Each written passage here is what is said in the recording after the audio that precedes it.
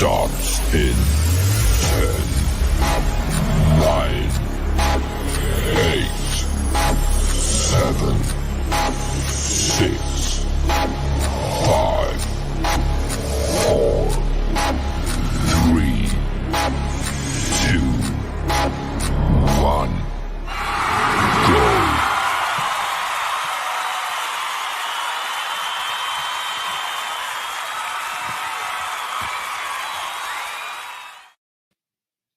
Hi, everyone, and thank you for joining us, tuning in to Turning a Moment into a Movement.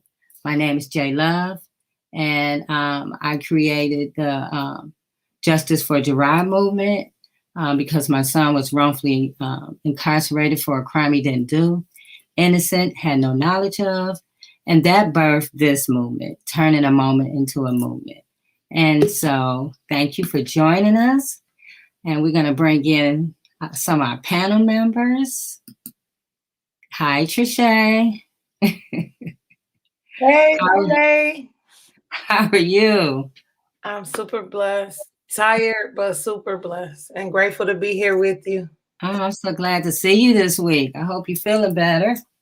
I am feeling better. Blood pressure is better and getting some rest. Awesome.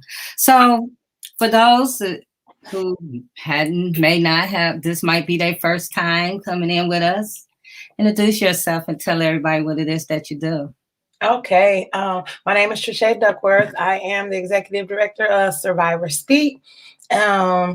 We are an agency that brings a voice to taboo topics and social injustices. We talk about things and uplift things that people don't want to talk about, right? We do that through the arts, community conversations, any creative platform that we deem necessary to raise the voice. And we just believe that even in this situation with wrongful conviction, we can't stop talking about it. We can't stop fighting for it. We need to continue to do what we need to do to bring innocent people home. So thank you, Jay, for having me here. I truly appreciate you and this platform, sis. I love you. I love you too. Thank you. So let's just bring in our next guest. Hi. How are you doing? Hey, how's it going? It's like this. It's the heart shape. Welcome, Attorney Hugo Mack. How are you? Oh, wonderful. And just so blessed to be here. And, I just want to thank you and my sister Trisha, because it's really given a platform and, J Love, what you've done. And I understand the challenges, your son is facing coming back. I understand what it means to pay a debt not owed. But just because we were in the penitentiary doesn't mean the penitentiary was in us. Okay. And see, that is the big difference in change makers. So Hugo Mack, criminal defense attorney, love freedom and justice, and proud to say we're starting a new organization known as the Greater Ephesians Freedom Council, that it's in its beginning stages now. So hopefully we'll have another organization to help join the fight very soon. Yeah. Amen. Yeah. Okay. Okay.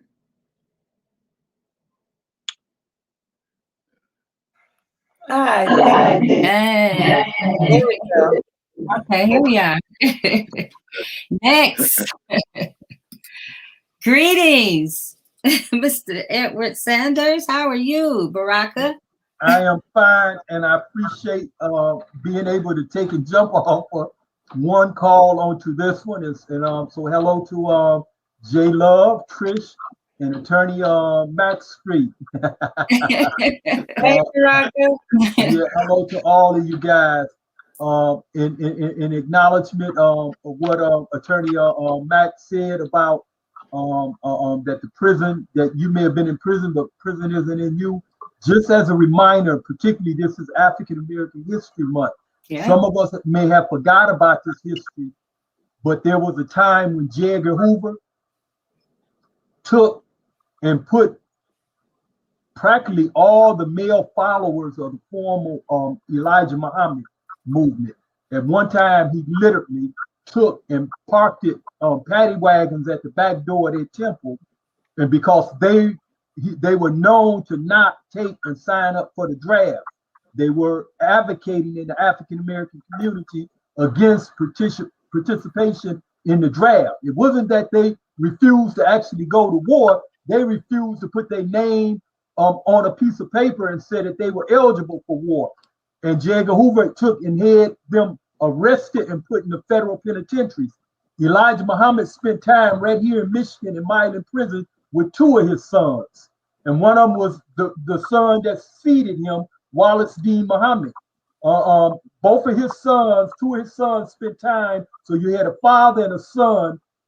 Muhammad Ali was the one that eventually brought a stop to it because Muhammad Ali had money. He had loan money at the time. Mm-hmm. Not that he didn't run out because I believe they said Joe Frazier had to help him out.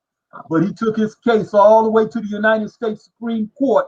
And it wasn't until then that the United States Supreme Court took and ruled and said that a person that was a conscientious objector could take and refuse to participate. Okay. And so Ali brought that about. But before he brought that about, many of the followers of Elijah Muhammad throughout this nation, not just here in Michigan, but throughout this nation, those individuals came to be known in the prison system because the rest of the prison system acknowledged that they were innocent. They were only there because of their conscientious objective to the war. They came to be known as good brothers. So this term is still used in prison today, but the young guys don't know where this term came from when they use it in reference to Muslims, but it was used in reference to the earlier followers of Elijah Muhammad. So just when people think that innocent people don't go to prison, that people don't put people in prison for their political position, when other kids was running over to Canada and to Mexico, the same ones who today, their kids today are telling people to go home. Well, some of them people come from the homes that your mamas and daddies ran out of this country to when they was running from the draft. Is that the home you want them to go back to? So think about that and just keep this in perspective when we talk about innocent peoples in prison. Thank you. Right. Tell us also what it is that you do. Introduce yourself. Okay. My name is Edward Sanders. I go by the name of Baraka. I spent 43 years in Michigan prison. I went to prison at the age of 17 and in 1975, and I returned home in 2017. And I've been home now for about 3.5 years. I recently, this past December, graduated from the University of Michigan School of Social Work with a master's degree, and I'm presently working at the University School of Information on two projects relevant to returning citizens. One is dealing with oral history of former juvenile lifers, and the other one is digital technology with returning citizens, those who have been home within the last year or less. And there should be some flyers that are floating around on my Facebook page and that of others, and on SATO's website pertaining to that information if anyone interested in participating. And thank you. And I'm always, hey, when Trish or others say, hey, let's kick the prison doors in and show up with our signs and advocate for good health behind bars, I'm there with Trish, Michigan Liberation, and American Friends Service Committee, and whoever else is willing to take and show up at the prison doors. I'm there. I done spent just as much time outside the doors now that I did inside. So we're still active. Ain't nothing soft about this. Right. And we'll be doing that in March too. So Rocco, we got to meet up again about that. I'll be calling you, brother. Sure enough. Like Gil Scott Heron said, I ain't no scarecrow. I ain't done co-op my game. I ain't no lame. Well, let's dig in, you guys. We're back with the conversation, part 2 of the conversation about junk science, forensic fraud, and wrongful incarceration, and how these things contribute to people being incarcerated wrongfully. This week, I want to focus a little bit on I want to focus a little. I lost my train of thought for a second. I want to focus a little bit on the junk science of facial recognition, the junk science of roadside drug tests, and also shaken baby syndrome. Attorney Hugo Mack, before we get started, can you explain to the viewers and us junk science, what it is, how does it contribute to wrongful convictions? We'll start there. Well, thank you so much. Well, people that are in academia, all right, whether that's they consider themselves to be professors or researchers, there's in the publishing world, there's what's known as publish or perish. Okay, so you have to present some kind of paper if you're a professor, like I said, an academic. So you're always trying to find some new area that you can say you're the trailblazer in. Okay, and so that happens with literature, with people that are like English professors and what have you. But it also happens in science because competition is so keen now in terms of everybody's trying to get a new scientific breakthrough and become millionaires. Now, some people want to have a scientific breakthrough for humanity's sake, but industry fosters a whole lot of this, particularly with that military-industrial complex where science is used by industry, all right, to foist all kinds of things off on the people through, government contracts and research and science.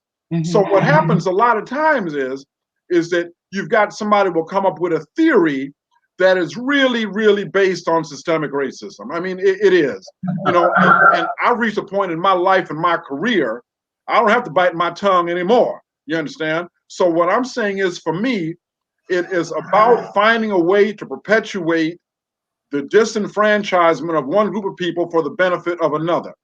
And there's no greater example of that I see than facial recognition technology at this point. So, some scientist comes up with an idea that, well, we can take photo composites and put them together and positively identify somebody.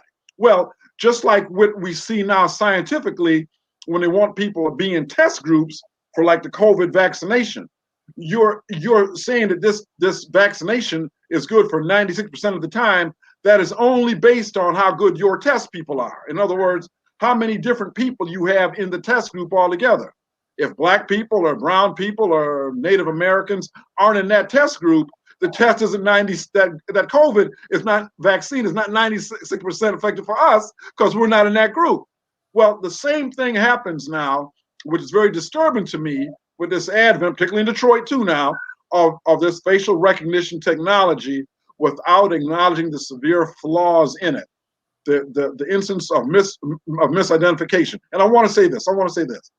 In some instances, facial recognition technology may have a limited use, but it should not be put up to the status of like DNA testing or something like that because it's flawed. And so it is junk science. It's because the research has not been put into it, and there's no way that you can try to legitimize a system where you're using composites to put a person's face together. It's like all of us. Somebody could put a composite of us together and totally misidentify somebody. So that is junk science. And when it gets into the courtroom, and you've got smart, aggressive prosecutors who say, ladies and gentlemen, this is not about he said, she said, this is about science. Most jurors will not be able to overcome that bias that this is science. And if science says that it was J Love in that bank, well, then it's J Love in that bank. And that's the problem. Right. Okay. Since you brought Detroit up, I got a video. So when we get to the interview room, the first thing they had me do was read my rights to myself and then sign off that I read and understand my rights. A detective turns over a picture of a guy inside Shinola and he's like, so that's not you? I look, I said, no, that's not me. He turns another paper over, he said, I guess that's not you either. I picked that paper up and hold it next to my face. And I said, this is not me. I was like, I hope y'all don't think all black people look alike. And then he says, the computer says it's you. Your nose is red and your lips is red. Say ah. You got a tooth coming in. No. Yeah, you do. Your tooth tastes like pineapples.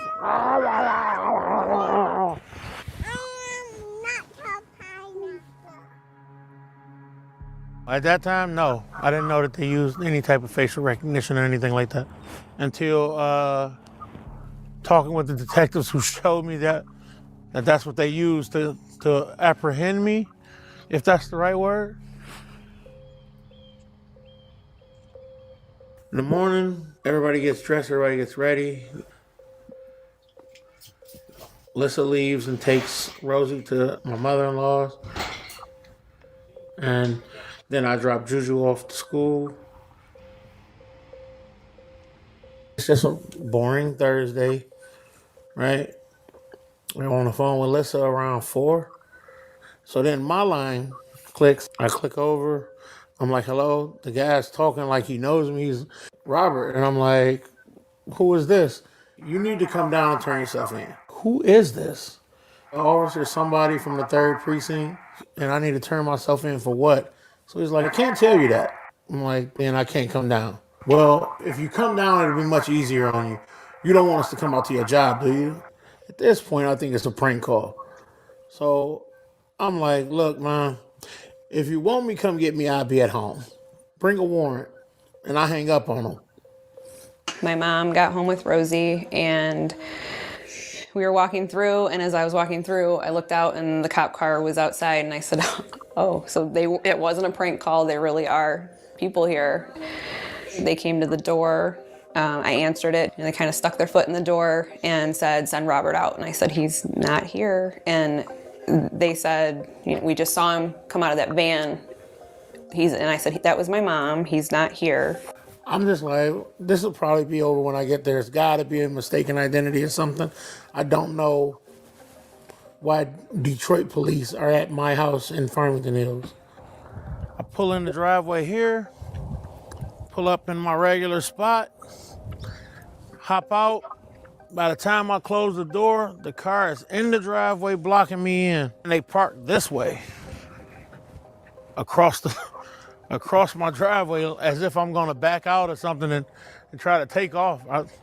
As soon as he shut the door, they were right on him. And I was in here still because I had the girls. And I tried to tell Julia to wait here and Rosie to wait here while I was gonna go outside. And of course they didn't wanna do that because they were confused. They could tell something was not right. And they were already starting to cuff him by the time we get out there. I was completely shocked and stunned to be arrested in broad daylight in front of my daughter, in front of my wife, in front of my neighbors.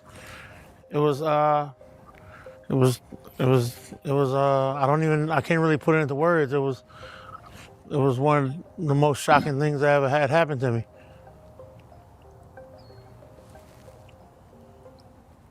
He could have been killed if he would have resisted, being a black man, being arrested, or having any encounter with the police. It could go badly. And, that is something that we worry about in the black family when someone has an encounter with the police.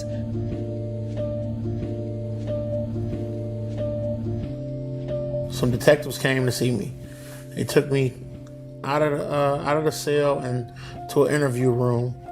And then they was like, would you like to make a statement? And I'm like, I don't even know what's going on. Guy says, if you don't sign off saying that you want to make a statement, we can't give you any information. So I signed to say I'm going to make a statement. He laid the papers out on the table. And at that time, I was still guilty in their eyes until the pictures don't match. And they left them on the table and they looked at each other like, oops. It says, this is used only for investigative purposes and not to arrest. I already have a rose. You're the rosebud. Oh no, Rose, you taste like chicken. I taste like pineapple. Hey, Julia. Julia, do you know why Daddy got arrested? Because I looked that up on the computer. Remember that when we was outside? I said they made a mistake and I'll be right back. I wasn't right back till wasn't. We didn't think this could happen. We didn't think it was a thing. Even with me following the facial recognition news and how it was being used, I didn't ever expect the police to show up at our doorstep and arrest my husband. So I just feel like other people should know that it can happen and it did happen and it shouldn't happen. If he'd have just brought the picture with him, he could have looked it up and down and he could have left and said, oh, my bad. I didn't mean to bother you. To have my girls out there and seeing that was, their first interaction with the police, and for that to be what it was, to them taking their dad, like, we're always going to wonder now, how much did this affect them? How much do they think about it? How much did they told their friends, their teacher? Like, I don't know what's happening in the 5-year-old mind or the 2-year-old mind, what they saw and how they're processing it. I don't even know what it's worth to not be arrested in front of your children. Like, what's that worth to you? It's already done. The damage is already done with my family, how it ever affected my girls. I like to think my husband's a strong person, but nobody should want to go sit in a detention center for however 30 hours, whatever it was. They need to get their evidence right before they come and arresting anyone. Black, white, brown, red, just anyone. But they really need to get their evidence right as far as the false facial recognition, because someone could be locked up or hurt or killed that's innocent. Line them up. Bang, bang, bang. There you go. Get up. They can't. They just pulling pictures from everywhere, matching you up from anywhere from social media to. I guess if you're in the background of a picture, and it's a clear picture of you, they can use that. And it obviously doesn't work.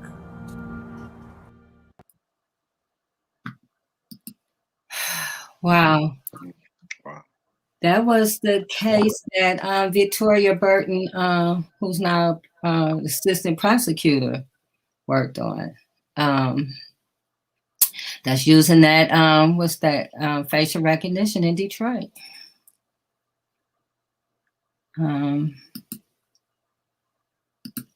It's sad, but there was another case, but as I was studying the facial recognition, I noticed that all the studies have been done has constantly saying that it doesn't work on Black people, especially Black women. They're darker skinned Black women.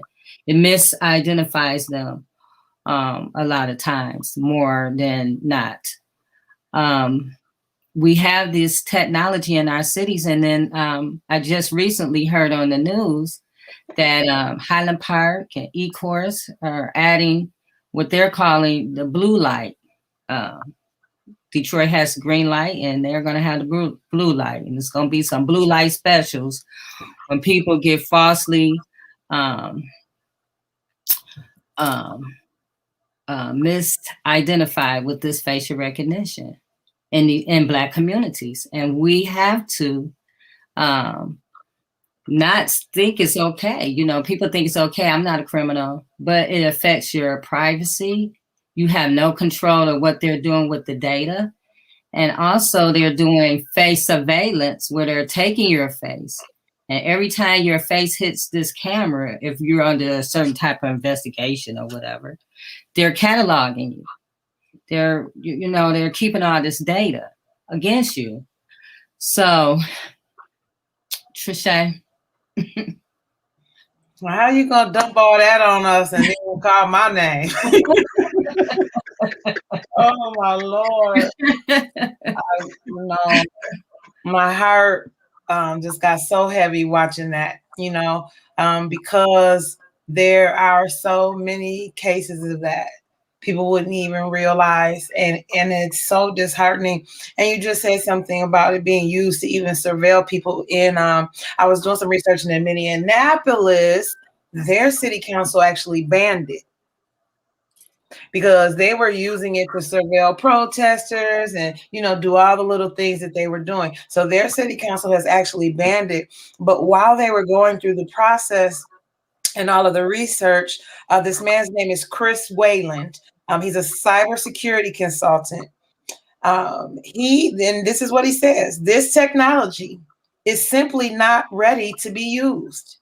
It has significant racial biases that seem pre-built into the software. And we wonder why it don't work. It was created to work that way. And it's so funny because it reminds me of all of these systems that we're in, right? All of these systems that we're in were created to work this way. And so we have to stop being naive. We have to stop acting like this is not, oh, it doesn't happen to us, because it can happen to you at any given moment. This man was at home chilling with his kids and his wife. They came and picked him up in his driveway and scarred that family for life. Yes. A lot of that happens, though, because why? We sit on the sidelines and we allow it. We got to stop pushing back, start pushing back on this stuff. You just heard what I told you. The city council voted it in. What does that mean? Get to the city council meetings. Yeah. Let them know what you want. See, we got to start understanding our true power and reversing this curse. While they built these systems, if we can understand our power and come together, we can tear them down. Yes. I posted today, the system is not broken. It's doing what it's supposed to do, mass incarcerate. So when we're talking about this junk science, they know that the data is flawed, but they still use it anyway. Because a lot of people they're using it against can't afford to hire their own experts. So you bring in your experts, and I don't have an expert to say anything on my behalf. Who they're going to believe? The person in the white jacket. That's right. That's right. And can I say something right here? Yeah. See, part of the invidious nature of all this, you know, I remember reading about a woman by the name of Breonna Taylor in Louisville, Kentucky. That woman was in her bed sleep. Okay? Yeah. In her bed sleep and shot in her sleep. She didn't have a gun. She didn't have a flamethrower. She wasn't hurt nobody. That woman was in her bed sleep. So, I mean, and I know I'm talking to the choir here, but you don't have to be guilty of nothing to get caught up. you know, and the thing of it is, what I want to say, what's so invidious about this is that even though they say that's just for investigative purposes, it's like putting a brick into a wall. You understand? So whether they say it's just for investigative purposes, not for arrest, that's a very fine line, because they can say, well, we had the face recognition technology, and then somebody gave us a clue that it was Trachet Duckworth. Well, those are those bricks that go in to them coming after Trachet. But the problem is, as we have seen statistically all over the nation, when police come for certain people, they come hard. They come real hard. And so what I'm saying is, now what if that man had been getting out his car and saw them people are, coming up on him and panic, all right, and tried to run, or had a permit to carry a gun and didn't know what was going on? They would have used that as a reason to kill him. You see, and the man hadn't done nothing. So part of the problem we have in the black and brown community is we get caught up because we're targeted, and our reactions are looked as automatically threatening and menacing, while other people get taken to McDonald's, get something to eat. We get guns drawn on us. A man can be reaching in his car, get shot in the back like 7 times. How does that happen? How does that happen? So that's another danger, because when there's an investigation that comes up, we'll say, why did you have to take this man's life? Well, we had science behind us. We had reason to believe that this man robbed that bank. We had science behind us, and really, that's all they need to say. That's all they need to say. Can I add this? My son, he was accused of doing something, and they had a video and showed a back of a person's head, never showed a person's face. And they said that was him because they seen a no face, just a body. So you're right. When they're ready for it or come for you, they're gonna come for you. So you have to. That's why we're here every Friday at 6 o'clock, because we're trying to bring awareness that these things can happen to anybody. That's right. This man was at home. Gerard was walking to the store, like anybody. It doesn't matter. Attorney Hugo Mack, someone asked, what happens when you are falsely identified? Can you sue? Well, the answer in that instance is generally no, because who are you going to sue? I mean, the prosecutors have got immunity. Police, you know, they suffer tremendous immunity. All right, it's very difficult to sue a governmental agency. All right, because there is immunity. All right, but the only time you can sue is if, in terms of governmental agency, is if that prosecutor or police officer steps outside the law, for example, enforces an unconstitutional law. You understand what I'm saying? That they know to be unconstitutional, or violate your civil rights based on race, religion, creed. You know, but the bar is so high, to bring any kind of a lawsuit against the police. That's why we need federal legislation. The state legislation piece is not going to work. I'm sorry. You may have one or two states that are progressive, maybe, but we need federal legislation to eliminate some of this immunity, lower that bar for civil rights violations. So there's different avenues. You can have a 1983 civil rights action, but the bar is so doggone high. Okay, you know, you almost have to show the police got together, they had a meeting, it was all video recorded, everybody signed, we're gonna get these black people today, okay, with a notarized signature. You dang near got to have that. So it's very difficult to sue police and prosecutors. Now, if a person has made a false police report against you with malicious intent, then there's a possibility for that also. But generally speaking, no. Barack. Yes.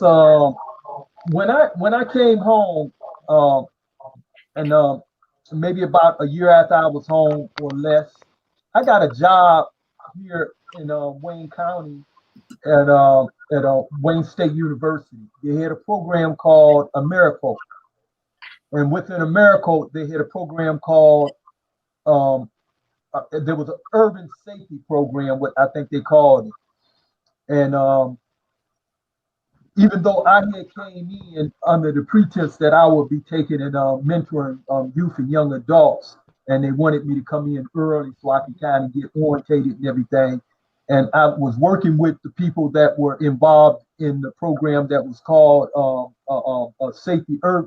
urban safety program. And they did quite a few things, but one of the things they did was they were taking and going to gas stations and other shops where they suspected that there were drug sales, and they would go inside of the places and ask the operators of those places to take and consider putting up a green light so that they can take and try to bring down the traffic, the illegal traffic that was at their business places. And if they cooperated, then they worked it with them to get these things installed. And if they didn't, because they had complaints in the city that there were drug traffic and other illegal activities going on, then they would take and, instigate protesters at the place to force the owners to take and put these things up to keep crime down in the city. And they had all kinds of statistics that said that where these green lights were up, the robberies were down, and that these owners of these places their cameras have a direct link to the police department. The police can literally in real time see what was going on there. And so this was under the pretense that it would make it safer. But many times, as we see things like this come in through the idea that it will make it safer, like we thought, taking and address locking people's up for our drug concern will make it safer. And we literally rate that our community. We have more people behind bars that are African descent than we had on plantations doing slavery. Mm-hmm. And so we have to begin to take and critically think about things and not allow our emotional buttons to be pushed. There can be real good reasons, real good arguments, but like what Attorney Matt pointed out, that many times we will still take and find out, that these things are, and I like to refer to them as engineered. They're engineered to take and literally, hone in on us, to take and have this adverse effect. We live in a visually conscious, hostile environment, and we done reduced it, and we done been living in that environment. It's just like in prison. You live in a emotionally charged environment so long, it become normal, and that's how it has become with us. Mm-hmm. We live in a racially charged environment, and it has become normal. We try to warn each other, our children, our parents, our partners, everyone. We try to warn each other that this is a very hostile, and we tend to be deaf prone to it. You have statues of Union generals sitting outside of courthouse that have more immunity and protection than your black ass inside of the courthouse. Excuse my French, but and those statues and images play a bigger role than you can play on a jury. Okay, they play a bigger role at the courthouse than you can ever play in a jury pool. You show up talking about taking that statue down, and they got all kind of federal protections and immunity for a person that took and fought against the establishment of this nation. And here you are as a citizen wanting to participate and judge members of your own peers, and you can't get in a jury pool after 200 years. Okay, so these are things that we have to seriously consider this. Every time there's a major legislation, and even though we think it's a great idea, welfare reform is great, but the people who are pushed in poverty with this reform were women and children, and they happen to be black women and children, even though there are more white women and white children on welfare than there are black women and black children on welfare. But the racial stereotype is that it is us. And the law took and threw who off welfare that needed it. It was us, the black women and black children. So we have to start thinking critical when we get behind our favorite politicians, and we get behind these ideas that percolate, and people that are taking and promulgating these ideas, they get something in return. Police departments get funds to institute these policies. They get people who get money to take and act as trainers, and the people who operate it. So there's new positions that are pushed. So you get unions behind it and everybody else behind it. And did I step on your union toe? I apologize, but toe. We have to take and become conscientious about what's going on. What's in everybody else's interest ain't in your interest. That's why I said we have to deconstruct, reconstruct, and construct in our own interest. You're right. Welcome, Tia. Welcome. Thank you so much. Introduce I'm so glad to be here. We're talking about junk science, of course, and forensic fraud and wrongful conviction. And we just watched a video about the facial recognition software. But introduce yourself, tell everybody who you are and what it is that you do, and then you could jump in. Okay. Well, I'm Reverend Tia Littlejohn, and I'm over at Transforming Love Community Church. But I am in the community and have always been in the community. I call myself the supporter, and I try to support where I can. Right now, I am doing a lot of work with Flint in regards to the reparations for the community. And of course, hanging with Janice and Trichet. I mean, I just love the platforms and making sure that our voices get heard. Not only that we eventually, I know, and we are starting to see some changes, but would like to see even more changes. I am really intrigued by the conversations that we have been having.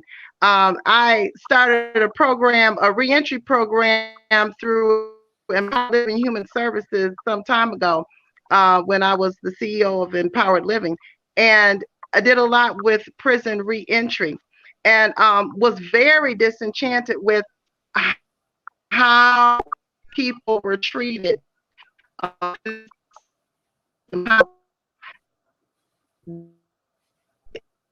of my heart's desire, we have to make the change on what we concentrate on.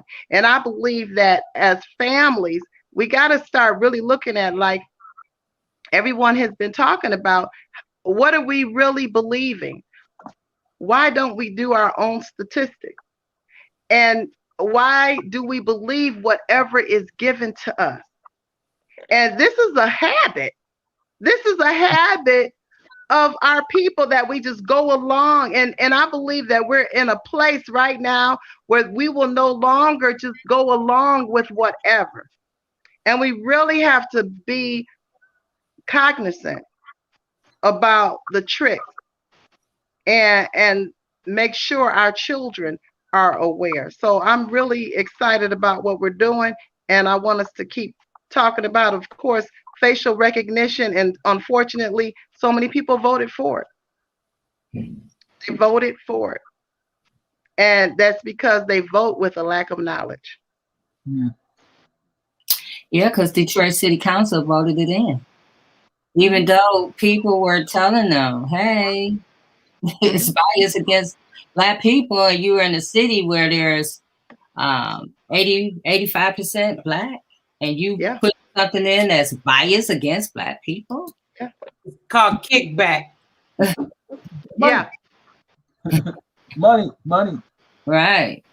So in order to change that, like Attorney Hugo Matt was saying a little earlier, we have to get some kind of laws, federal laws, but we need to have these conversations. Trisha, I'm coming to you. We need to have these conversations because we need to tell our story so we can collect data.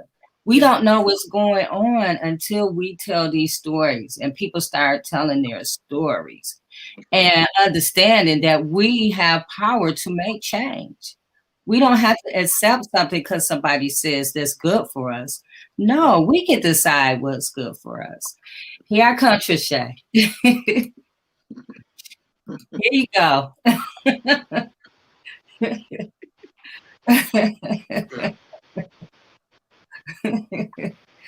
Here's your banner, Trisha. All right. You know what? But that's not what I was going to say. HR 7085. It was a bill to end qualified immunity. It is now squashed because the individual who wrote the bill is no longer in Congress. We have to begin to push for that bill to be reestablished and to go back into Congress, and they need to vote on that. That bill had 66 supports with it.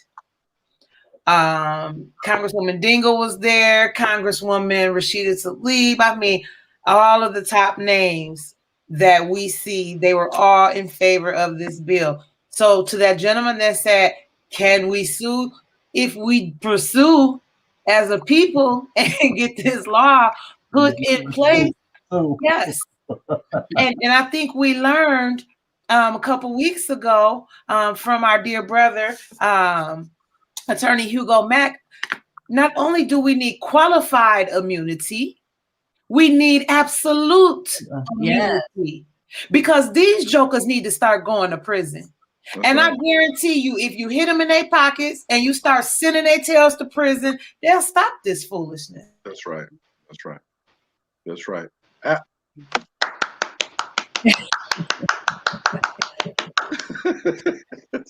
Yes.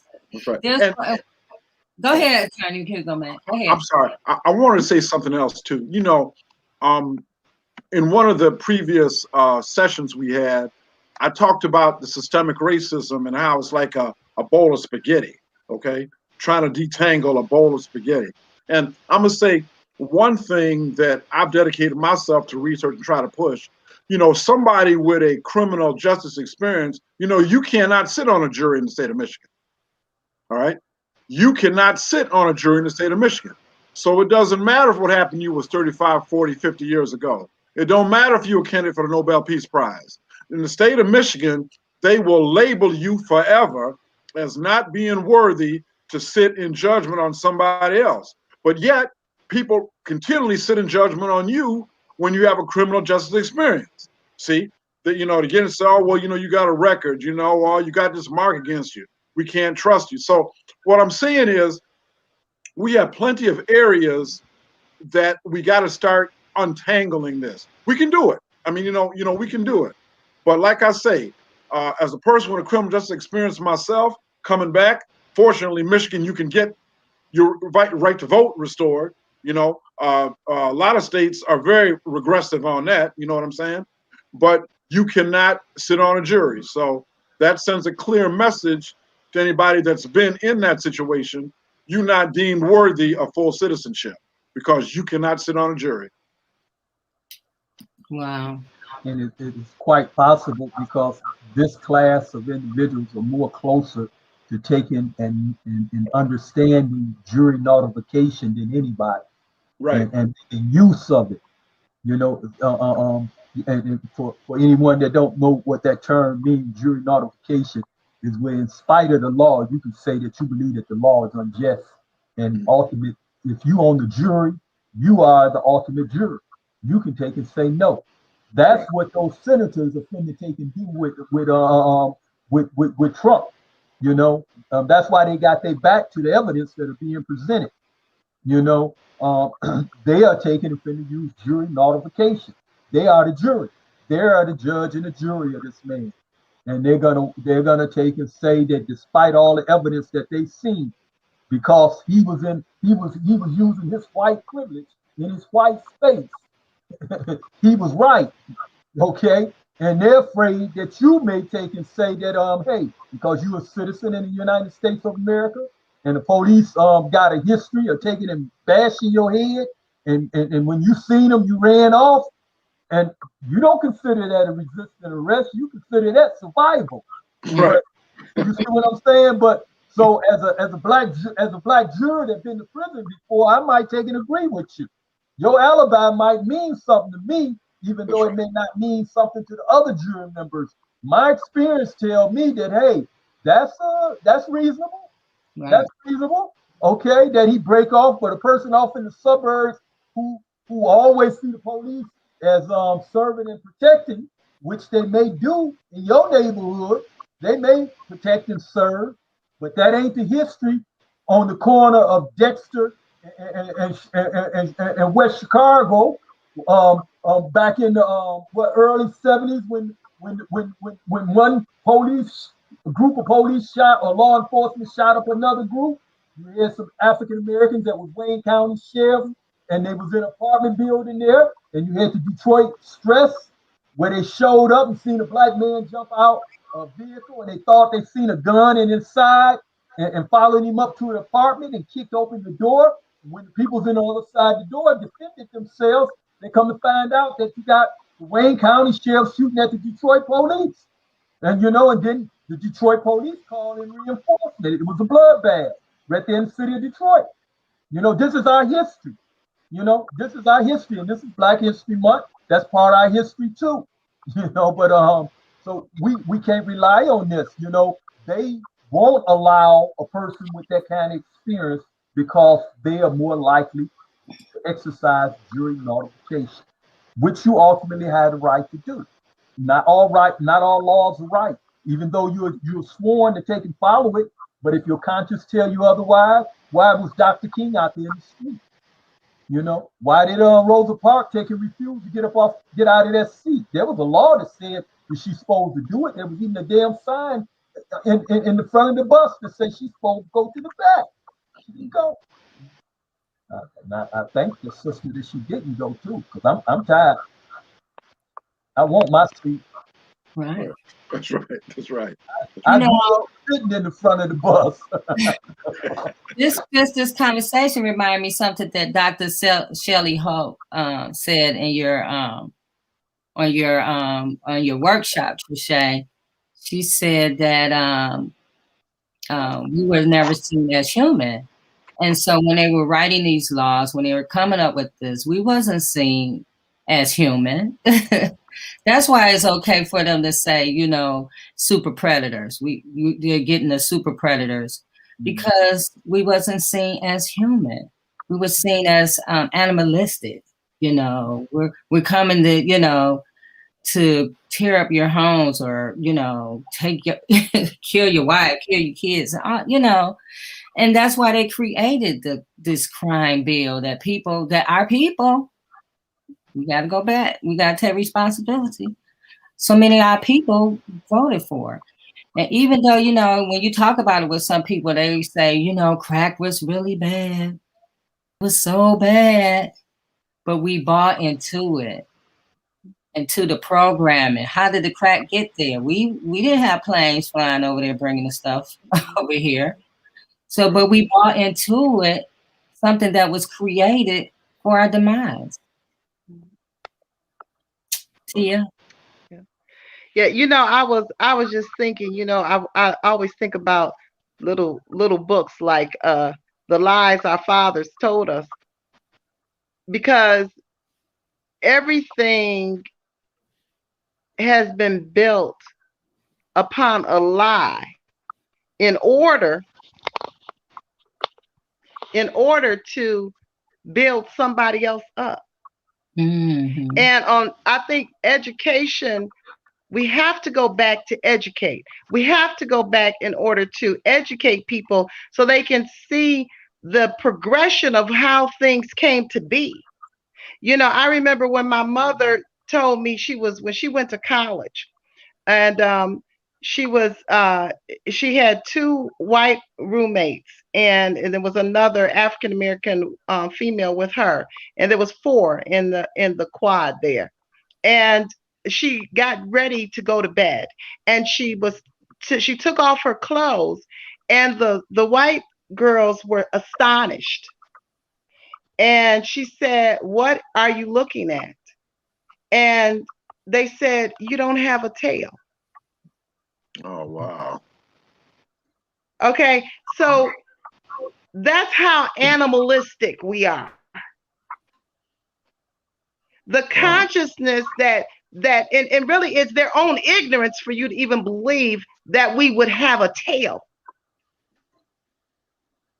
And so we're still dealing with the same, and that's why we're still dealing with the same mindset. We have to go back to educate people, because it's a new day now for some people, and they don't see it because they didn't see the progression. They don't read the history. And for some people, our self-esteem is so low, and yet they believe that as long as they have this or they have that, or they wearing this designer or that designer, they're driving this car, then they've made it. And they don't have any mindset of real power. And how do you really empower the next generation? And so that's why we have to do this. We have to continue the conversation, and we have to point out, you know, and I'm really disappointed with the council with Detroit. I'm very disappointed with what they have decided to do, and they need to be marked. They need to be talked about. We need to keep putting it up there. and we need to start marking the wolves that are in sheep clothing. Mm. Because you're not really here to serve.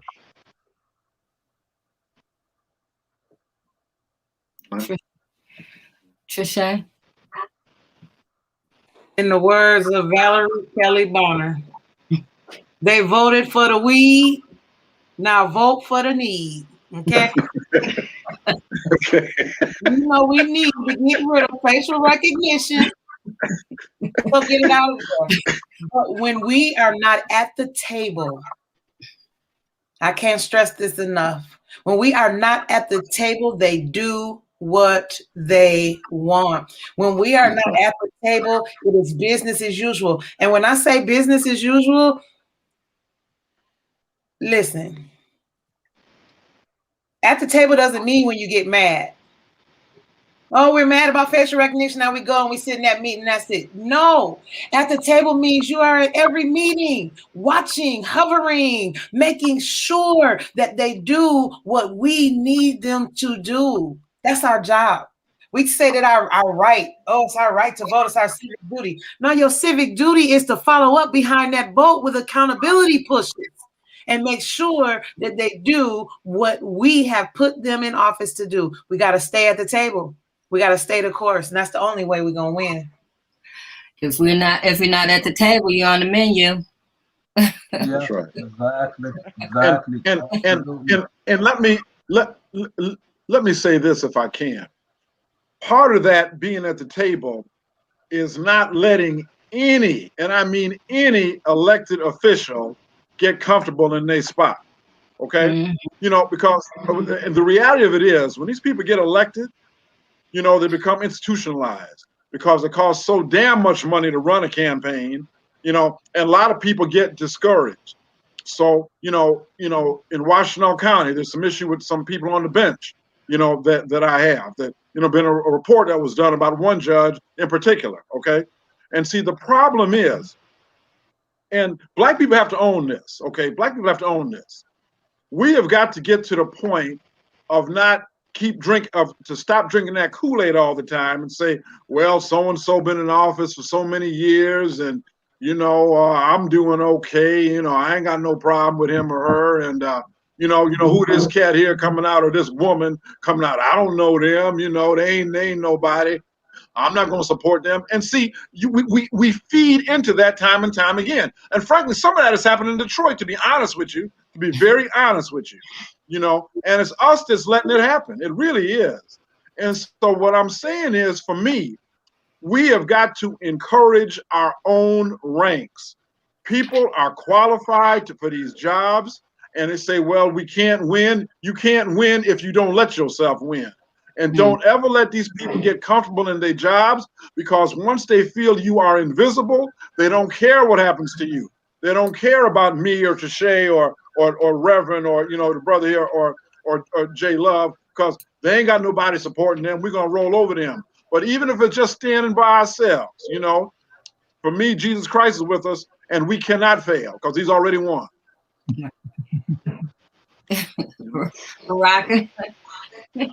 Hey, I took and made mention that I wanted to say something when we come back this week about what was it, firing in Utica firing, and in Utica firing and is where a firearm can go off without a trigger pull. Literally, it can go off without a trigger pull as a result of how the gun is manufactured. A firearm can be manufactured in such a way that the firearm pin itself, it rests on the back of the bullet so heavily that you can literally take and rattle the gun. You can take and press the barrel or the butt of the gun up against something, or you can slap the side of the gun and the gun can go off. And there are many firearms that have went off like that, have injured and killed people in this country. I mean, in large numbers. And the most well-known firearm in this country which is what gun they said won the West. The most well-known gun in this country is it goes all the way back into the 1800s that they have been having problems with their gun taken and firing. In fact, we had a U.S. Military personnel, I believe it was a general, that took and said that the firearms that we had that actually had safety devices on was more dangerous than the ones without the safety device. And a lot of this is protected because of our European brothers and sisters' fascination with weapons and their claim of any argument against a gun manufacturer, they look at it as an argument against their right to take and hold a gun. They see a conspiracy in it. But guns are killing people accidentally in this country, and sometimes we have people going to prison under the disguise that they have took and shot and killed someone intentionally. The only time that we generally hear evidence against guns going off accidentally is when a police is taking and using it as an excuse. And that's the only time it's seen to get some credibility. But it only has credibility when they done actually pointed a gun at somebody's head and then the gun then went off. Or when they done pointed the gun and pulled the trigger and the gun then went off and they said, that wasn't my intent though. Even though I had the trigger pulled back and slamming up against the person's head with it, I didn't intend for it to go off. Well, that's a different story. It should be a different story, but it's not. And and I would encourage you guys to take and there are videos about the idea, and there are videos that's put out by gun manufacturers that they can try to say just the opposite. The guns don't go off accidentally, that we have the safety devices, and you hear people who run gun stores and stuff, they want to defend their business. But there are experts out there that will tell you, and there's evidence, it's a long trail. I didn't find out until I just before I got out of prison, because I had two individuals that was in a vehicle with me on the night in which I caught my offense. They both had argued that it was the other that done the shooting, even though both of them had took credit for it before they was arrested. But after they were arrested, they began to point fingers at each other. And I get pulled in it. It seemed like it was a convenient story. The police have to have a game leader inside of the car, so he had to tell everybody in the car what to do. Nobody could have done anything, but for this is how I get pulled in the middle. But in any case, these two individuals was arguing that the other did it, and one of them took and acknowledged that the gun went off without a trigger pull, and that in fact that he took and seen this same firearm go off, without a trigger pull. And I so happened got the information, the name of the firearm, and I just simply put it in the computer. The model, the mate of the firearm, and unbeknown to me, I got dozens of cases where the firearm actually went off like that. We went to prison in 1975, and I had no knowledge. We didn't have computers then. I had no knowledge at that time that the firearm can go off just the way the person that I was convicted with claimed it did. And it was a problem believing him because he's a habitual liar. I was caught between two of them. But what I'm saying to others and to attorneys, look at these claims, look at these guns. You may not be able to hire a firearm expert, but you can take and do your own research. You can go online and do your own research. And then after you've done that, and if you feel there's a valid claim in your case, you can ask a court to take and appoint an expert in these cases, or allow you to take and use evidence that have already been established. And there's a lot of civil cases where a lot of this evidence are at. So even though you may be a criminal attorney, you can find a lot of that evidence inside of civil cases. I did it in a law library inside of prison. There's plenty of evidence. So yeah, there's junk science all over the place, whether we're talking about shaken syndrome, or we're talking about contaminated DNA, or whether we're talking about firearm, etc. Most of these institutions, they want to believe and support law enforcement, and they would do it in a biased way, even though they should come in unbiased and let their so-called science speak for itself. They don't. They normally give their science a little edge, whether they take it and working with a dog or working with a drug test. Whatever they're doing, we continue to take and find that they want to give law enforcement an edge. And that's the concern that we have. And that edge is normally directed at us. Right. Or against us. And it continues the programming that we have, because we're thinking they're protecting and serving us, but really they're putting us in prison. I mean, I read about a case with the hair analysis where they thought it was someone's hair and it was dog hair. Dog hair. You know, but somebody went to prison, you know. And I really want to get into, I guess we're going to have to do it next week, but the drug test, the roadside drug test. So last year was approved by our governor that they, during the pandemic, that they start swabbing, the state police could swab your mouth for marijuana. So, but these tests that they test, and they asked for more time to test the test because they was coming up with a lot of false positives. So, you know, we have to, you know, hold these people accountable. You know, they say they're for us, but they're continuously, we're asking for reforms, and they're saying, yes, they're for reforms, but they are paying, you know, laws and putting policies in place that's against us. So we're getting our mouth swabbed in a pandemic by something that's having a lot of error when they were testing it. You can't be okay with this. So, and I guess we'll talk about that next week because our time, it seemed like an hour goes so fast.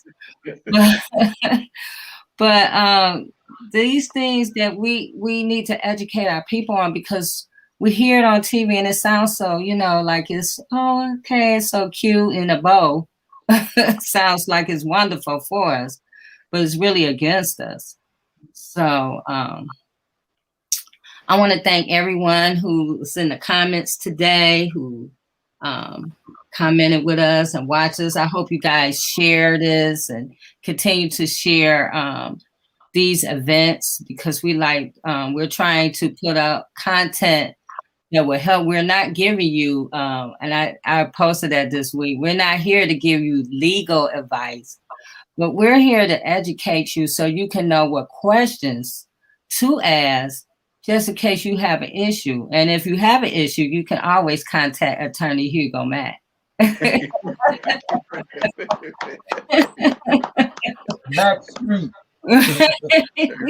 Just remember the name Max Street. Right.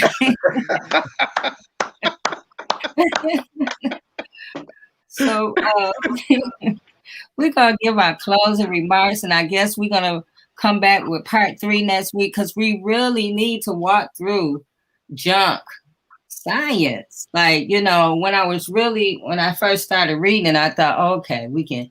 But once I got into it, it's a lot to really, you know, sit with, that we don't know that's going on. That and we got, you know, people in prison for brown science. And if you have a loved one that's incarcerated and you're hearing these things, you can now you got some information that you can use, you can look up, you can inquire, you can ask questions, because this the information is there. And again, you can always call Attorney Hugo Mack. So I will start. I'm going to start with Tia. You was the last one in, but we're going to let you. If you have anything you want to leave us with. Well, you know what? I just want to say, do your homework. I am encouraging everybody to do your homework. Because of this platform, I go and research. So next week, I'm trying to see, who do I need to support? Who do I need to support? Who is really looking at the information that we're talking about? Mm-hmm. Who is looking at the subjects that we're talking about? Who is trying to make changes? And so next week, my duty is going to be to come back to really look at who is out there in the forefront. How do we support them What bills do we need to support, like Trishea had brought up? And let's do it. We need to move people to action. Absolutely. Because if we don't start to do the change within us, the change won't happen. Yes, I feel like because of the movement, and I've been changing. I'm changing. I'm changed. And I will continue to be changed. I always say I'm a woman making changes all the time. And I pray that everyone who hears us, that they take the mantle and say, okay, I'm going to make a change. Thank you. So also I want to say this before I go to you, Edward Baraka. I want to say that if you don't believe anything we say, we're not here to force anything on you. We came here to get you to think, to get you to pick up a book, to get you to go to Google, to get you to take some action. So, Baraka. I know our listening audience and viewing audience already know that if we as African Americans, if we wasn't here, we already know they wouldn't have an automobile, they wouldn't have a refrigerator, air conditioning, they wouldn't have a cotton mill, they wouldn't be the breadbasket of the world. We already know all of that, okay? But I want you to consider something else if we wasn't here. If we wasn't here, there will be no 2 million plus people in prison. If we wasn't here, there will be no one arrested for having a firearm. If we wasn't here, there will be no jails flooded with people using drugs. If we wasn't here. So if you don't believe that laws are legislated to affect you, consider that. We wouldn't be the leading nation in the world with children behind bars if black people wasn't here. If black people wasn't here in America, this nation wouldn't be the leading nation incarcerating children. Just imagine that. You already know what it means if you wasn't here in terms of, we're the cause of this nation being able to brag that it's the breadbasket of the rest of the world. Mm-hmm. You know, you're Joseph. You're Joseph. You know, without you, the rest of the world wouldn't eat as good as it do in terms of the fruit that then come from this land.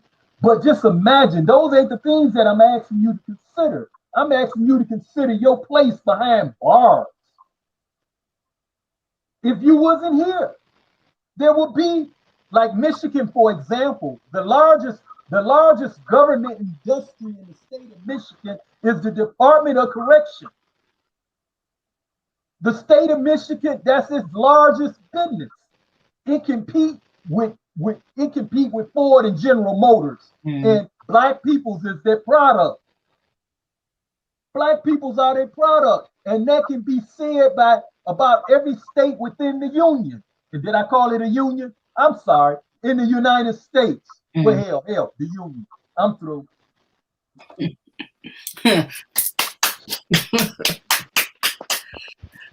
Attorney Hugo Mack. Well, I just want to say, and I get back to this, we have to stop aiding and abetting our own victimization. I mean, we do. You know, of course we have a problem with systemic racism, but I think we got to get to the point to realize that we are victims of that racism far beyond a physical victimization. We are victims of that racism mentally. You know, I remember when I was a kid seeing I used to watch a lot of nature shows, you know, and upon a time in this nation, they had elephants in Ringling Barnum, Barnum and Bailey Circus and all that kind of stuff, okay? Elephants. And they showed this elephant. They would chain this elephant to a metal spike in the ground with a chain around its leg. When that elephant got older, they said, well, you know, we need to try to release this elephant and what have you and do something for it in its old age. They took the chain off that elephant's foot, but it would not move. It would not move. That elephant had become so institutionalized to believe in that chain was on its foot and it couldn't move. That elephant would not move from where it was. And so what I'm saying is that I see it all the time and I plea all the time. Respect ourselves, respect our community, respect where we live, respect your neighbor, you know? And when we got to band together to eliminate the wrong, the people in our own community that are harming us, then we got to be able to, we got to be able to do that. We, we got to be able to do that. So I guess what I'm saying, J Love and everybody else, I want us to love ourselves first, and keep the battle going that way, you know? Right. Loving ourselves is the foundation for change. Trisha? Well, all the good reverends have left us with a good word tonight. So I'm going to let us just marinate on that. And I will say, do your research. Yes. Do your research. Amen. Stay at the table. Push back. Know that protesting isn't about marching. Protesting is just pushing back against injustice in many different forms. That's right. Do this fight without you. We can't have no community without you. There's no community without you. I want you to remember that. That's right. We need all hands on deck. That's right. And when it comes to this qualified immunity, stay tuned to Survivor Speak. Stay tuned to the Justice for Gerard movement. Stay tuned because we are going to get that back in Congress. We're not playing. And at the end of the day, we don't need Congress. We can get laws passed ourselves by getting signatures and getting things on the ballot. We got to stop laying around, playing around, and learn how to take initiative and take back what's ours, what's rightfully ours, and what we deserve. That's right. People's initiative. People's initiative. Absolutely. Tia, is your hand going up? Oh, that was just my fist. Oh. she was just on Linwood. That's all. Thank you, you guys. You are so inspirational to me. And I just enjoy these Fridays because it just triggered me to go deeper. And I hope it's triggering other people to go deeper. So we're going to end it. It is our duty to fight for our freedoms. It is our duty to win. We must love, respect, and support each other. We have nothing to lose but our chains. I want to thank you guys. I want to thank you, everyone who came to visit with us on Friday. Join us next week. We're going to be on part 3 of this junk science. We're going to wear this junk science down. That's what we're going to really talk about the roadside drug testing because it's affecting our communities. It's affecting us. It's another way of putting money into a system. So that's not for us. So thank you, everyone. We'll talk to you next week. I'm trying to put everybody comments in before we leave. Thank you. Loves to everybody watching, Dina and my big brother Malik and everybody watching. We love you. Yeah, see you guys next Friday. Everybody be safe. All right. All right. Hey, God bless. To a movement. Bye-bye. Amen. All right. Be safe now. You too. Bye, everyone.